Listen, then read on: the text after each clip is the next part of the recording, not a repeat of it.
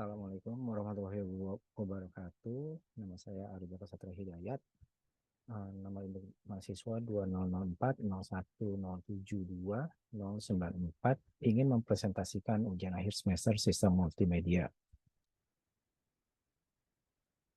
yaitu dengan membuat makalah sistem multimedia pada retail dan perdagangan dengan menggunakan strategi sosial media. Dalam mata kuliah ini, dosen kita Insinyur Heni Yulianti MM, LMCOM. Oke, kita masuk ke latar belakang, yang dimana perkembangan teknologi informasi telah membawa perubahan signifikan dalam dunia bisnis, khususnya dalam sektor retail perdagangan. Di era digital ini, sistem multimedia menjadi alat yang sangat penting untuk mendukung kegiatan pemasaran dan penjualan dengan memanfaatkan berbagai platform media online seperti YouTube, Facebook, dan Instagram. Perusahaan retail dapat memperluas jangkauan pasar, meningkatkan brand awareness, dan mendorong keterlibatan konsumen secara lebih efektif. Media online seperti YouTube, Facebook, dan Instagram telah menjadi platform utama dalam strategi pemasaran digital. YouTube sebagai platform berbagi video terbesar di dunia memungkinkan perusahaan untuk membuat konten video yang informatif dan menarik, seperti tutorial produk dan testimoni pelanggan. Facebook dengan basis pengguna yang luas menawarkan berbagai fitur seperti halaman bisnis, Facebook Ads, dan Facebook Marketplace yang dapat dimanfaatkan untuk promosi dan penjualan produk.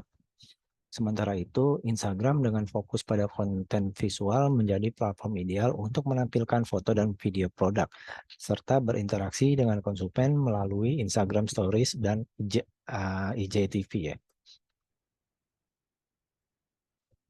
Oke, permasalahan yang dibahas untuk makalah ini secara mendalam tentang pengertian dan fungsi sistem multimedia dalam retail perdagangan, peran masing-masing media online, strategi maksimalisasi penggunaannya, serta tantangan dan solusi yang dihadapi.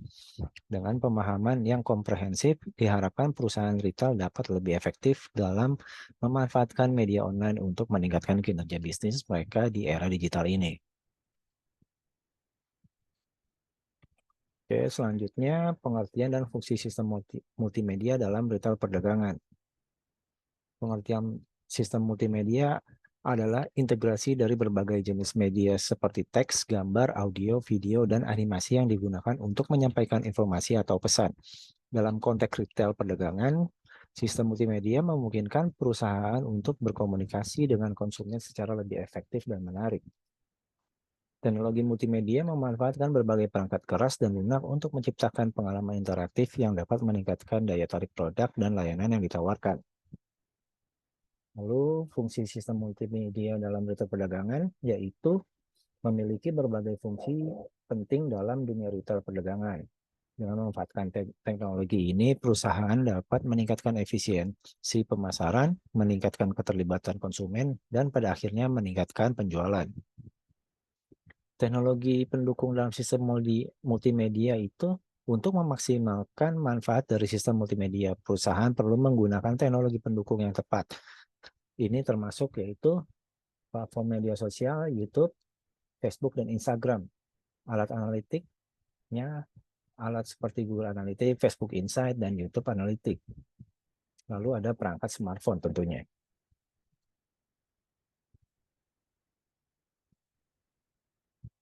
Peran multimedia online dalam retail perdagangan untuk platform di YouTube itu adalah membuat konten video menarik, tutorial produk, video menunjukkan cara penggunaan produk, testimoni pelanggan, seperti video ulasan dan pelanggan yang puas, mengoptimalkan SEO video. SEO ini kepanjangannya Search Engine Optimization ya, optimization, yaitu untuk menggunakan kata kunci yang tepat, deskripsi yang informatif, dan tag yang relevan untuk meningkatkan visibilitas video. Lalu menggunakan iklan YouTube dengan menargetkan iklan kepada audiens yang tepat untuk meningkatkan jangkauan dan konversi. Untuk platform di Facebook, yaitu membuat halaman bisnis, menggunakan halaman bisnis untuk membangun brand presence di Facebook. Lalu ada Facebook Ads, di mana menargetkan iklan berdasarkan demografi, minat, dan perilaku pengguna.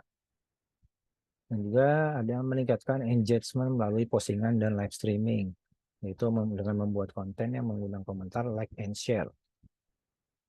Lalu ada Facebook Marketplace, yaitu tempat untuk menjual produk langsung melalui Facebook di Marketplace.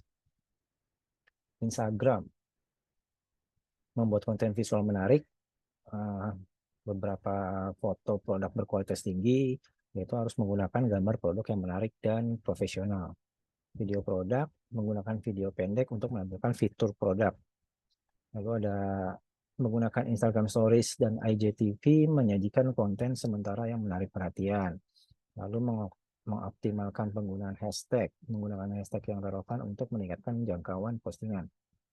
Dan juga berkolaborasi dengan influencer, bekerja sama dengan influencer untuk memperluas jangkauan dan kredibilitas merek atau brand.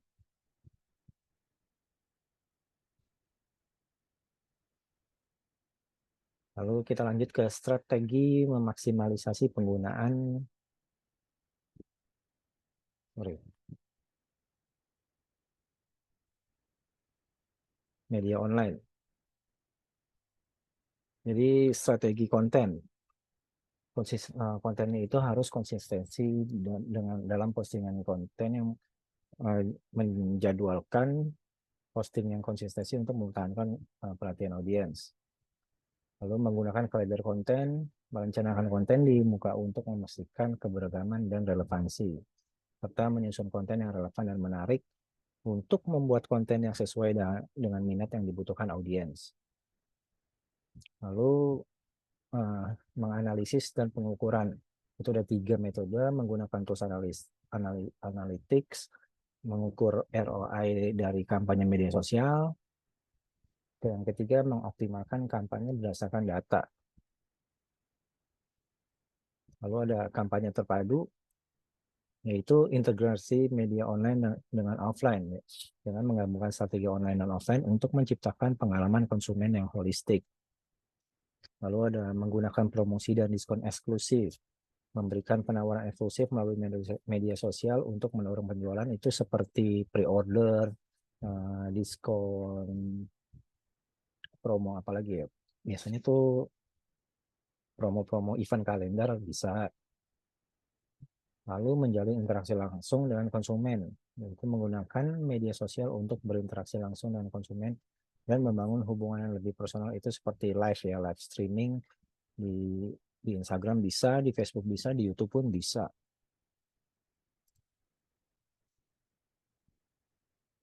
Studi kasusnya yaitu untuk YouTube menganalisis strategi konten video dan hasilnya, yaitu membahas bagaimana perusahaan berhasil menggunakan YouTube untuk meningkatkan penjualan dan brand awareness.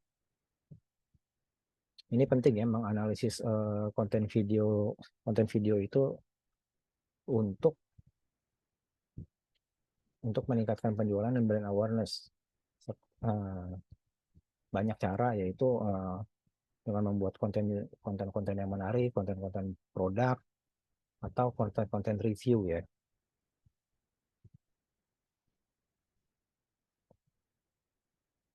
Lalu ada contoh sukses menggunakan Facebook, yaitu studi kasus penggunaan Facebook Ads dan hasilnya, dengan menjelaskan contoh perusahaan yang berhasil dengan iklan Facebook dan dampaknya pada penjualan. Jadi di Facebook itu juga ada namanya Facebook Facebook bisnis ya, yang dimana kita sebagai pelaku usaha bisa mengiklankan produk kita di Facebook. Nah, itu sebenarnya udah lama banget, dan itu hasilnya bisa bisa apa namanya, bisa meningkatkan penjualan, karena kalau kita dalam pengaturan menentukan engagement dan apa namanya, intinya engagementnya tepat tepat sasaran, pasti akan meningkatkan penjualan. Nah, untuk Instagram studi kasusnya itu menggunakan influencer, dengan menguraikan bagaimana kolaborasi dengan influencer di Instagram untuk membantu meningkatkan jangkauan dan penjualan. Dan ini ada contoh dari beberapa influencer dan brand, brand ambassador ya.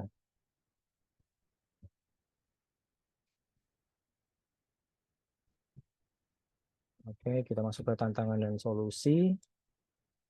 Tantangan dalam penggunaan media online yaitu keterbatasan teknologi atau kurangnya keahlian teknis.